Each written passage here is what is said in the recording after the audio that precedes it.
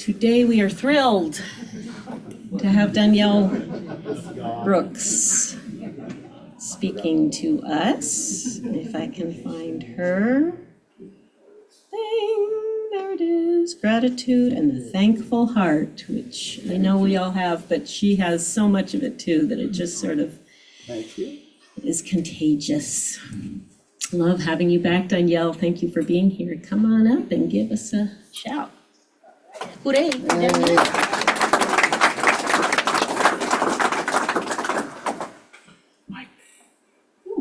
Hi, everyone.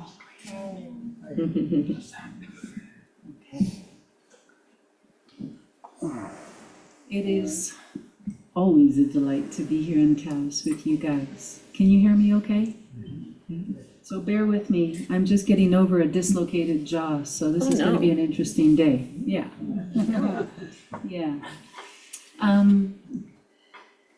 love the way that we began this. And every time I come here, I love the receptivity, the openness, the gratitude that is in this space and that emanates out. So I want to thank you before we begin.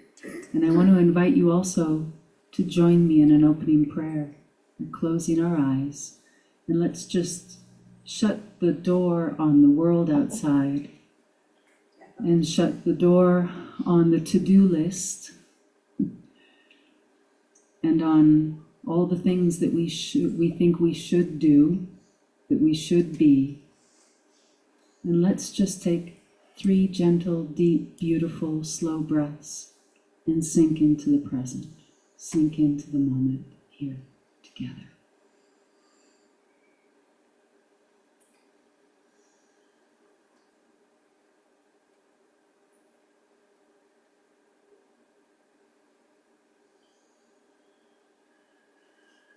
Beloved source of all blessings, I am grateful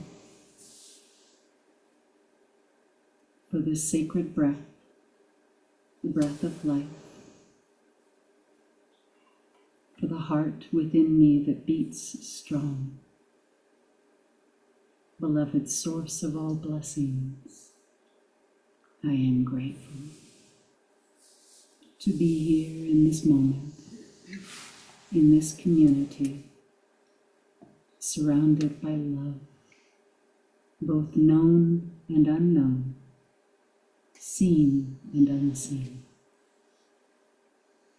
Beloved source of blessings, I am grateful to be alive, to be at one with all life. I extend thanks and blessings to all my brothers and sisters of fur, feather, fin, and skin. Source of blessings, I am grateful. And I express my thanks to Mother Earth, my beloved Mother, who nourishes with unconditional love. I return thanks to the rivers, the waters, the streams, the oceans that are our first mother, born of life and life-giving.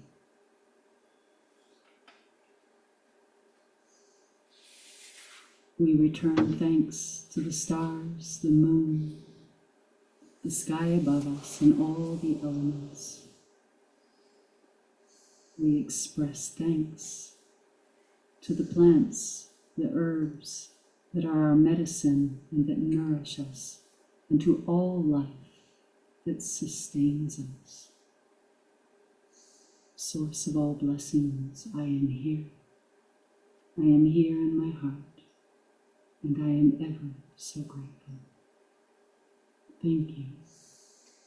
Thank you. Thank you. And I want to invite you to now invoke that divine light and invoke that divine love and that divine passion into your heart and into your body. Open yourself to receive it. Open to the blessings that are here and that are coming. Invoke that beauty, that gentleness, that compassion, and let it wrap you like a gentle cloak and fill you. And as you fill yourself with it, with every breath, let your inhale be one of receptivity to receive it. And allow your exhale to be the expression. So as we inhale the beauty and the divine light, love and passion, let us now see it expressed into this room, into our community. With every breath, see it filling you, overflowing you, opening you, receiving it into every particle and every part of you, to every wound, to every sadness and to every grief. Let it be the soothing, healing balm. And as you exhale, see it filling Taos and growing and building. With every inhale, it flows in you and through you, out into New Mexico, out into the country. See it ever expanding, out, surrounding all of our planet, out into the universe, until we are all breathing and receiving this divine love, this divine light, this divine passion. And if you like, place your hands on your heart and bless your heart. Bless the beauty of which you are one. Bless that which you are, growing and expanding with every breath. Receive and allow the love to flow. And we give thanks. Source of blessings, we give thanks. We give thanks. For we are here in this moment, everlasting.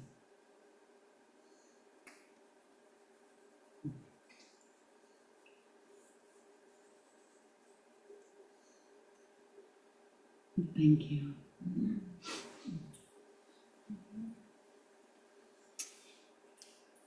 The present moment is all that matters. So often we are so busy on our phones and busy in our lives and busy with our to-do lists, and we're 10 steps ahead or we're 20 steps behind, thinking about what was, what could have been, what should have been, what wasn't, but we're rarely ever here.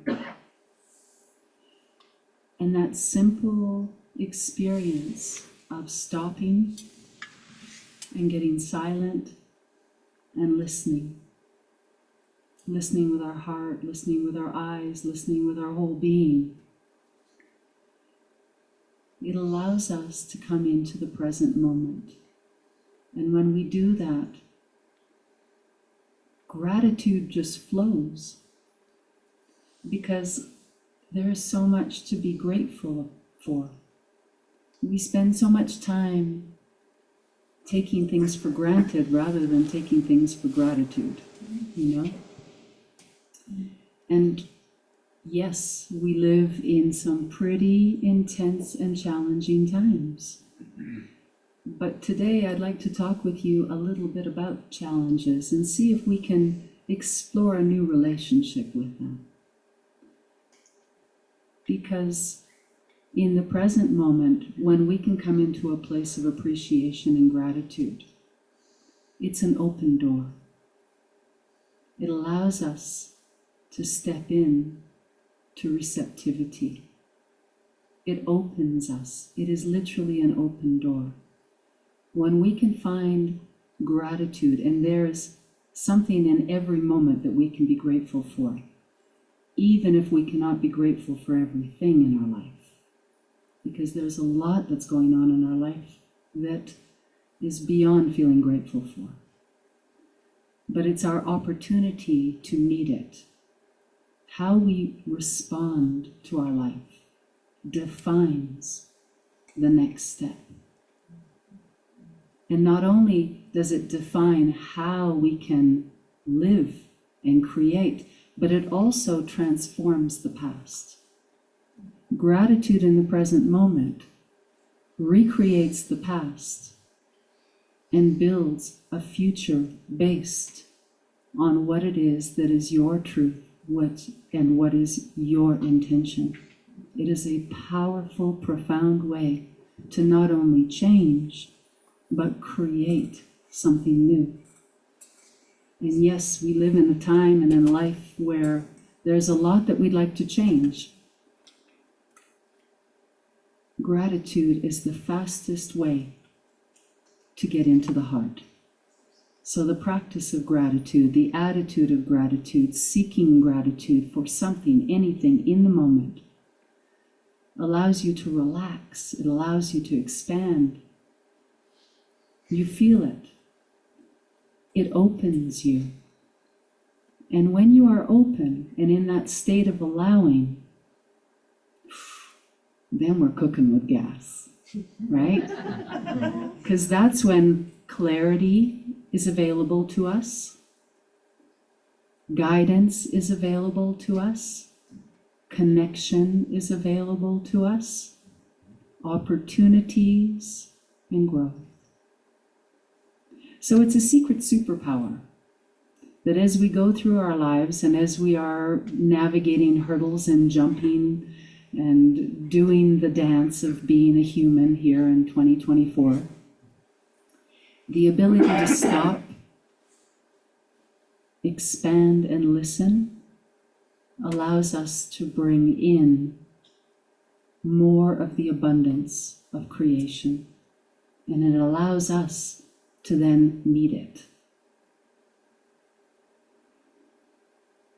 Challenges have a bad rap, I just gotta say, and I'm probably the first one to give them to them, okay? So we often judge our challenges, and we judge ourselves for having challenges, right? We make our challenges wrong. We have this idea that we shouldn't have challenges. And the unfortunate thing about that is that when we judge and we make our challenges and our difficulties wrong, we start to feel trapped. We don't feel that we have a solution, and it's really easy to feel defeated. Like there's nothing that we can do. It's beyond my control. What can I do about what's happening in the world? It's too big of a challenge. We give up. But what if we were to look at challenges as opportunities? You don't need to necessarily know what the opportunity is, but just bear with me and create a little wiggle room there.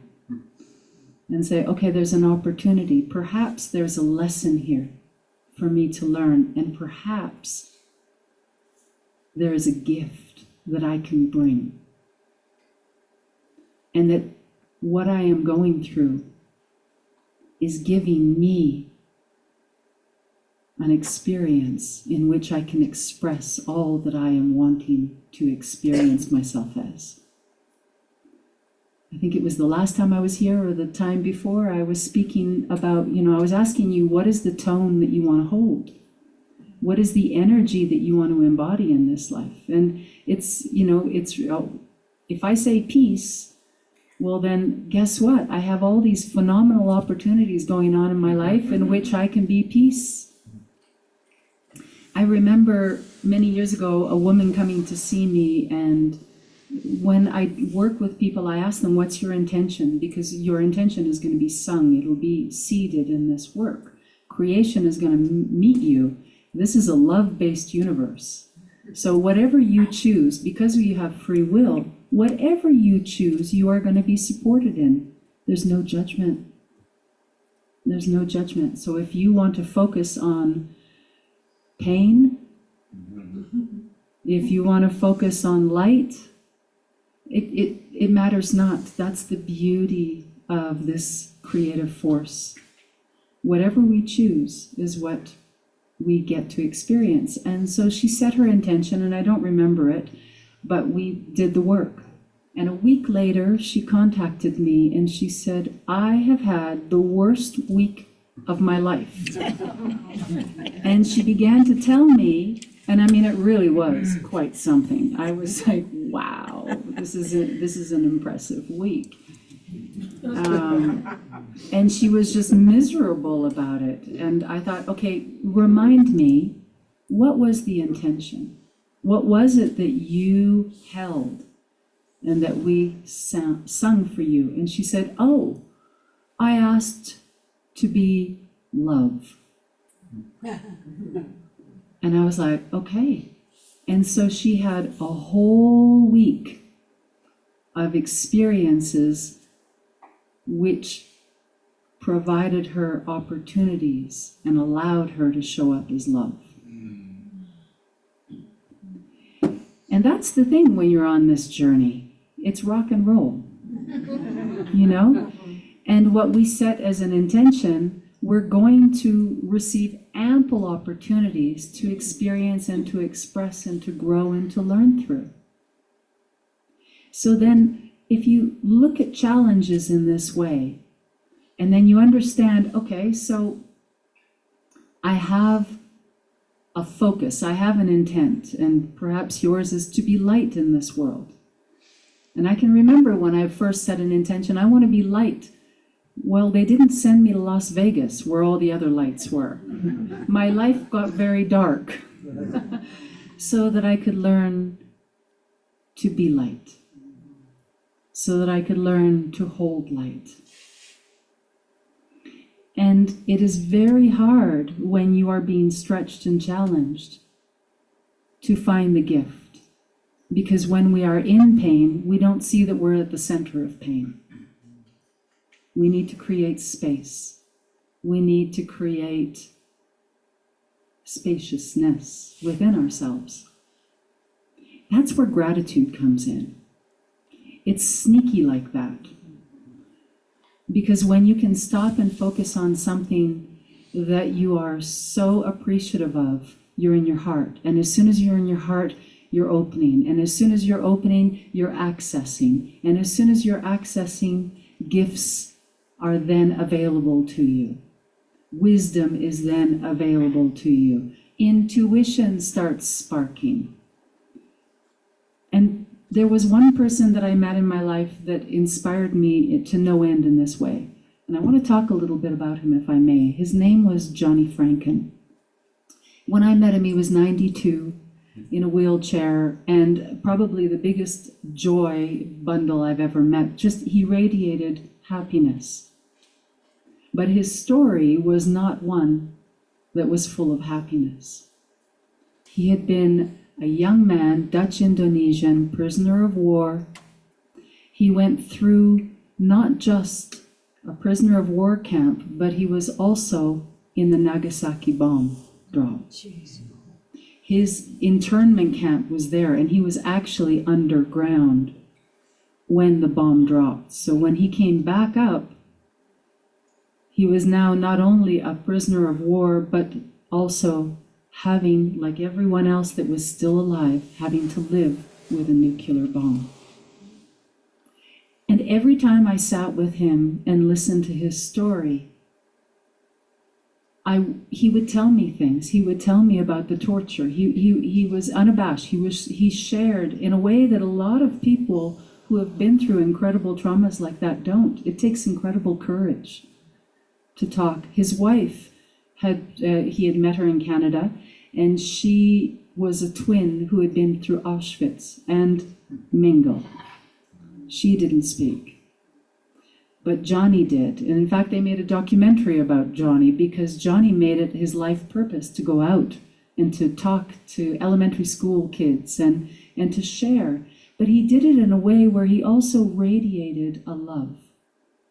And I was challenged with forgiveness in my own life. And I was struggling with forgiveness in my own life. And I'm thinking, if I'm having trouble forgiving, how did Johnny do it? And I would ask him in many different ways, how do you forgive? And the thing that struck me is that Johnny never answered the question directly. He would immediately tell me a story of gratitude. I never got the answer, how do you forgive, directly. I got the answer through gratitude. Because he would tell me a story about how a guard looked away when he could have killed him. Or when someone shared something with him when it was not enough. It was his focus on gratitude. It didn't mean that the challenge and the pain and the difficulty went away, but it allowed him a strength and an ability to respond in a way that I find extraordinary. And I am so eternally grateful.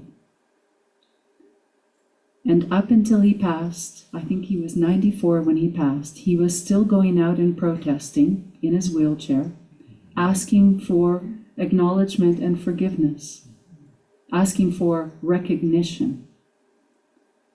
And he did it with a smile. And he did it with love. I can't begin to understand, but I am beginning to understand how I can incorporate that in my life. And the other day, I had a gentleman come over to clean my fireplace, and while he was cleaning it, he was telling me quite a story about his life. A lot of abuse and a lot of pain. And then he turned to me and he said, but I've forgiven them. And I was like, how did you forgive? And he said, well, it took a long time, but I started to feel grateful for who I am. I wouldn't be who I am if I hadn't gone through what I had gone through. Because what I had gone through changed me. And I was looking for ways to heal. I was looking for ways to feel good about myself and self-love. And wow, did that ever hit home for me? Because I feel the same way. And it was beautiful to hear this wisdom coming out of this young guy. Gratitude is an open door. It will help. It always helps.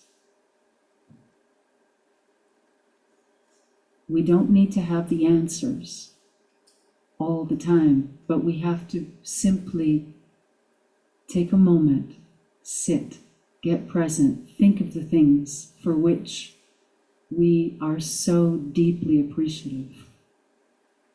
And that opens us. That's how the magic and the miracles get in.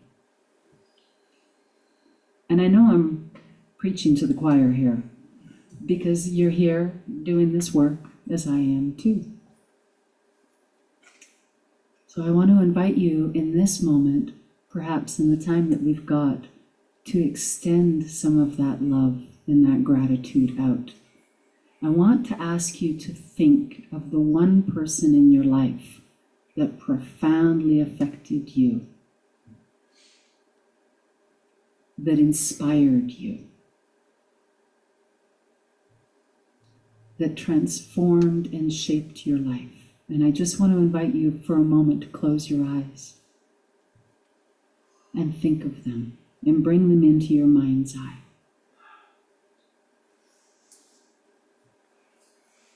And as you see them standing in front of you, I invite you now to bring up what is the beauty? What is the single most extraordinary gift? What did they teach you? What did they show you? Can you feel it in you?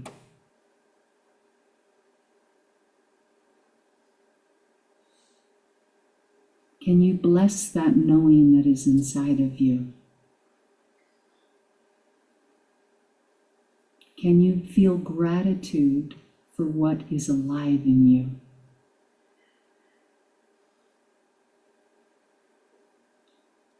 And can you look them in the eye right now, in your mind's eye, and bless them? May they be blessed with happiness, whether they are in this physical realm or in any of the other realms. Matters not. May they be blessed. May they know how deeply and richly they have impacted our lives. May the quality and the beauty of what they have shown seed and grow and flourish in you, that you in turn may pass it along. And see yourself sharing it, receiving it, and letting it move through you. Breathe into this, the love for the one who guided you, the love for what you have received, and the gratitude for its growth.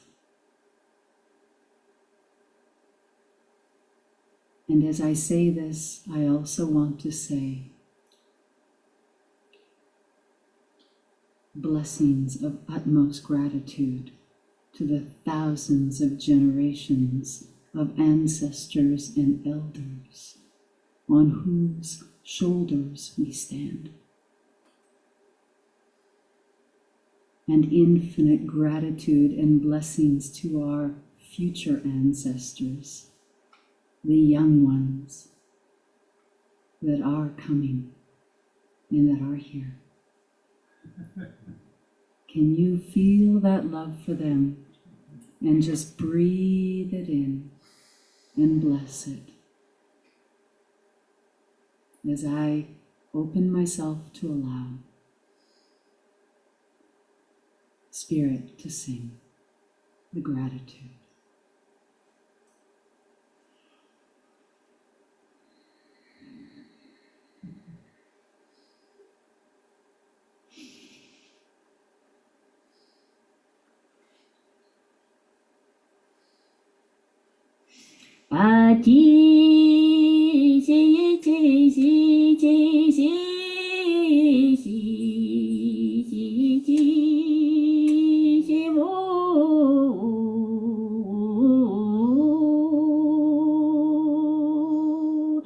Chamaha moya nyani mononi ni boroda moya nyani genume shawe bolo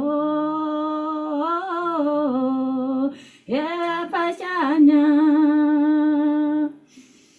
ye ni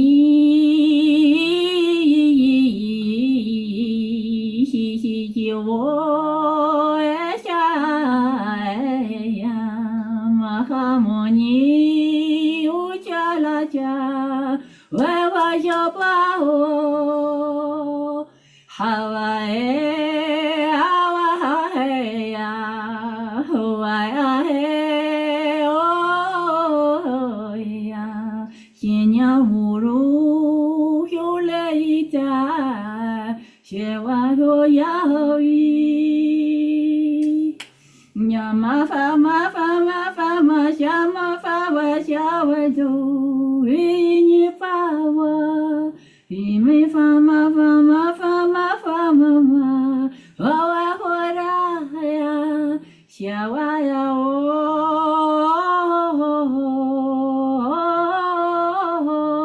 Shiawalayo Hamawaya Puawo Ye o Tanawelo Tanalayo Tanalayo Awelo you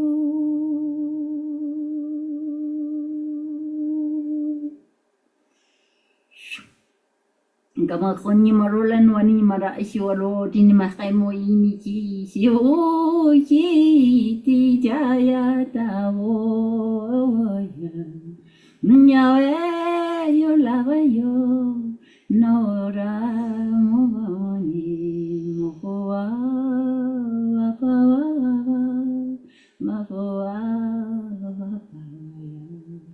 mafoa mafamawa pafawa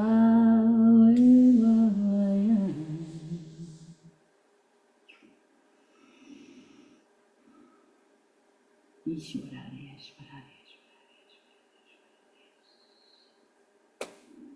divine blessings of love and divine blessings of light within you and all around you. We give thanks. We give thanks. We give thanks.